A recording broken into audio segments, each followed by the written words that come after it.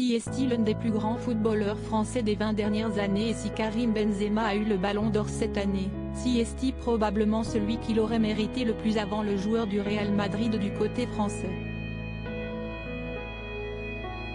À 39 ans, Franck Ribéry a annoncé qu'il prenait sa retraite en fin d'année dernière après une carrière incroyable qu'il a notamment vu passer par l'Olympique de Marseille, le Bayern Munich ou la Fiorentina, en Italie.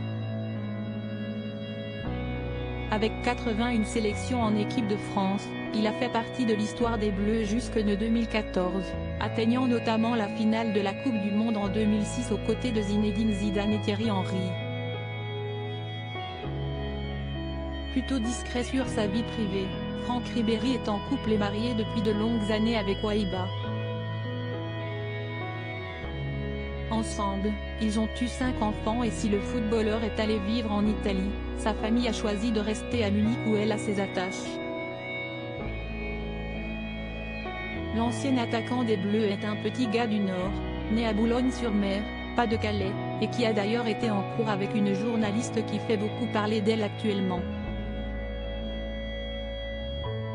Chef du service fact-checking à TF1 et LCI, Samira El Gadir a eu le droit à un beau portrait dans le dernier numéro de Télé Loisirs, sorti ce lundi 20 mars. La journaliste, âgée de 38 ans, y parle de sa jeunesse, elle qui est fille d'un père ouvrier et d'une mère au foyer. Partenaire sur les terrains de foot, Samira El Gadir a elle aussi grandi à Boulogne-sur-Mer, où elle a pu côtoyer Franck Ribéry, avec qui elle jouait au football.